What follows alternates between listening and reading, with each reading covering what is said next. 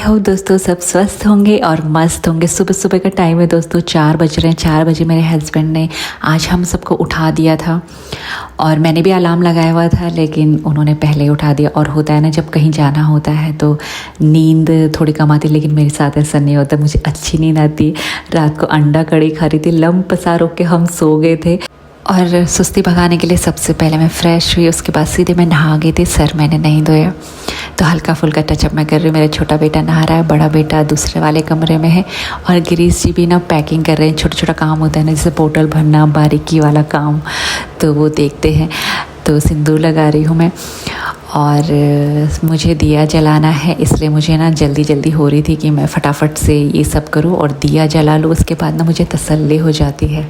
हाँ लग रहा हूँ। तो आज हम जा रहे हैं कोटद्वार में, जा रही हूँ अपने ससुराल।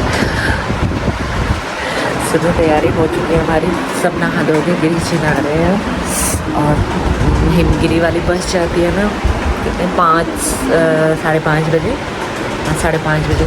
तो ऑटो वाले भैया को हमने फ़ोन कर दिया और मतलब 9-10 दिन के लिए, तो 30 तारीख इन्होंने भी जाना है।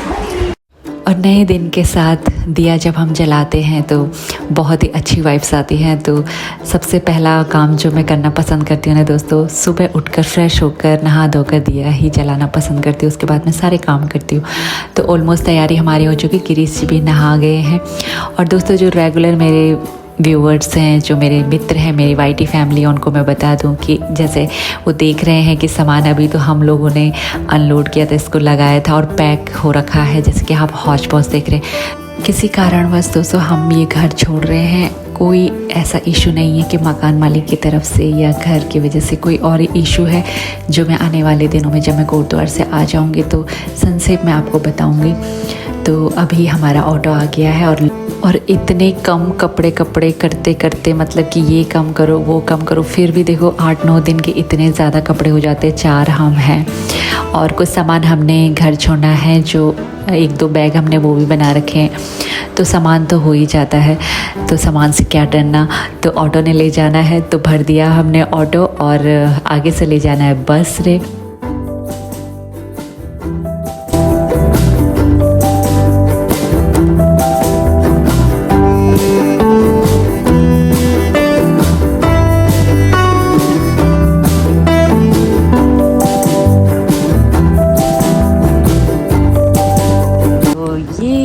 दोस्तों हमारा ISBT नज़ारा, पहुंच गए हम लोग। 5:15 हो गए और अब हम ढूंढ रहे हैं बस। और पूछ रहे हैं वहाँ पर कि मैं तो पहली बार देख रही हूँ ये वाला बस अड्डा।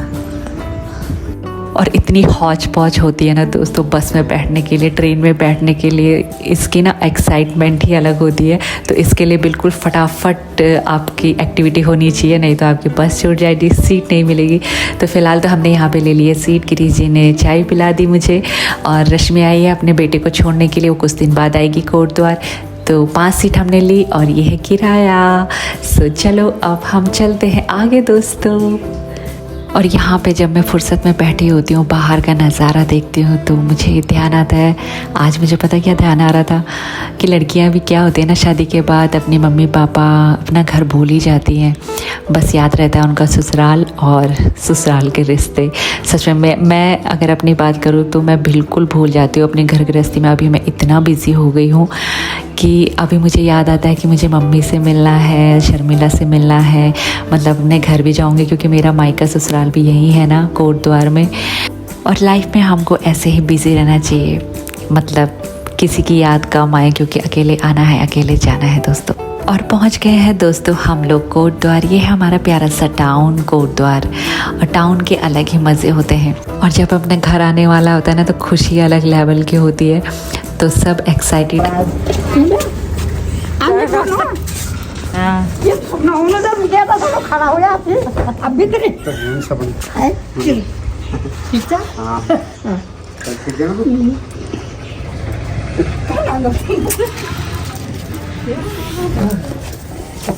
चल मैं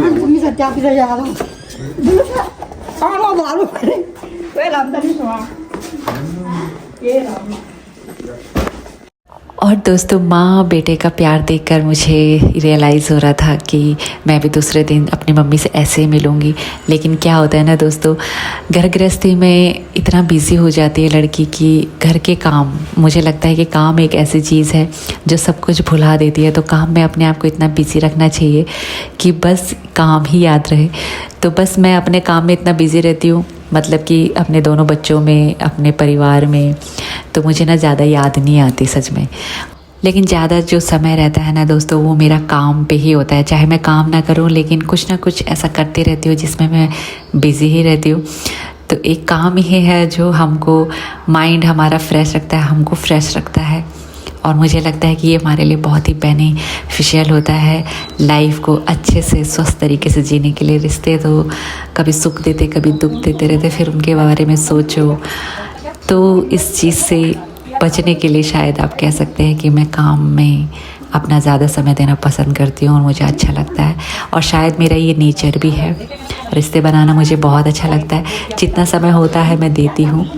और हमारा भी ग्रुप है मम्मी का, मेरी दीदी शर्मिला का, तो हम लोग गुड मॉर्निंग, गुड नाइट और जो भी बातें होती है हम लोग उसमें करते हैं। तो बस मेरी सासू माँ ने बोला कि गोभी की सब्ज़ी बना, बाकी वो मुझे बता रहे। और नए नए किचन में आते हैं ना तो थोड़ा अटपटा सा तो लगता है ना, तो मैं देखती रहती हूँ पहले इधर उधर, क्योंकि अब आदत नहीं रही ना। तो मम्मी मुझे बता रही है।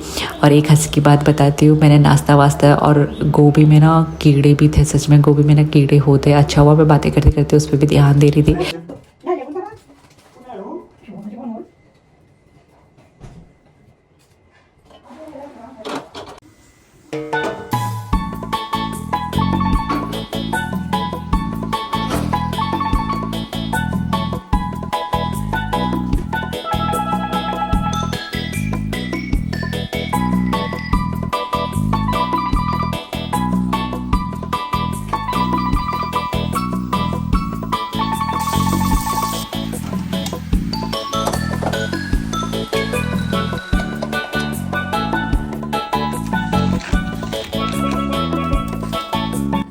और आज तो मेन काम यही था नाश्ता बनाने का, तो कल से यहाँ सफाई भी करूँगी मैं पहले।